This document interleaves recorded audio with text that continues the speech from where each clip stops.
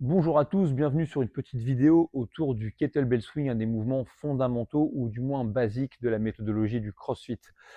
Aujourd'hui, on va travailler du coup sur une progression. Avant de l'attaquer, parlons un peu de la position de départ. Sur la position de départ du swing, moi je vous recommande d'avoir les pieds qui vont être juste à l'extérieur des hanches. Ils seront peut-être les talons à la largeur des épaules en fonction de la taille de l'objet que vous êtes en train de déplacer. Au niveau de la progression, la première étape d'aujourd'hui, c'est de faire un travail de hip hinge qu'on pourrait comparer à un good morning.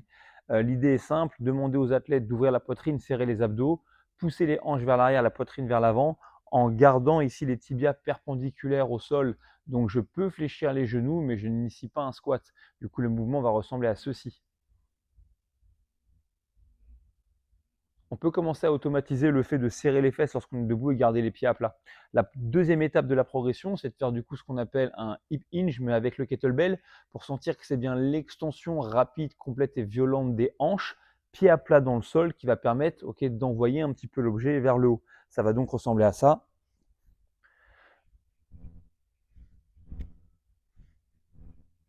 Et nous, en tant qu'entraîneur, on peut se focaliser sur action-réaction.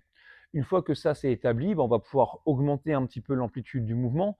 On va pouvoir commencer à travailler sur le kettlebell swing russe. Et là, l'idée, c'est peut-être de dire aux athlètes de continuer à garder la poitrine ouverte, les abdominaux serrés, aussi bien sur la montée, mais aussi sur la descente. Éviter toute forme de flexion.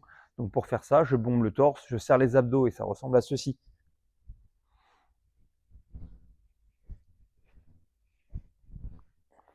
Jusqu'à la ligne des yeux, c'est pas mal. On arrive ensuite du coup forcément sur le kettlebell qu'on appelle américain. Donc là, vous le connaissez bien, c'est celui avec une amplitude de mouvement qui est complète.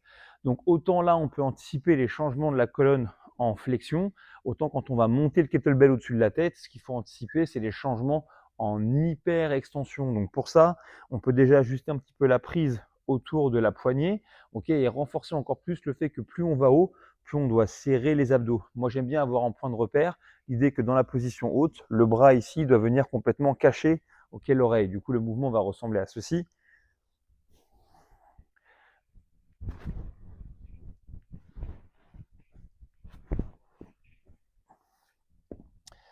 Ensuite, en fonction de l'entraînement et de la charge qui va être déplacée par l'athlète, vous pouvez complètement parler du fait de travailler ce qu'on appelle en pull and push. C'est-à-dire qu'une fois que j'ai ouvert la hanche, je tire ici l'objet proche de moi, je le repousse. Ça rend le mouvement plus rapide, c'est plus proche du plan frontal. Mais attention, ce travail de bras ne peut intervenir qu'après l'action de la hanche. Donc c'est, je serre les fesses, je tire, je frappe et je garde ça. Ça ressemble à ceci.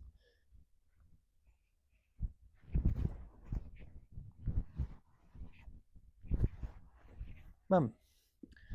Voilà, quelques petits tips qui, je vous l'espère, vont vous aider à comprendre l'idée de cette progression et amener un petit peu de matière pour faire comprendre la mécanique du mouvement à vos athlètes.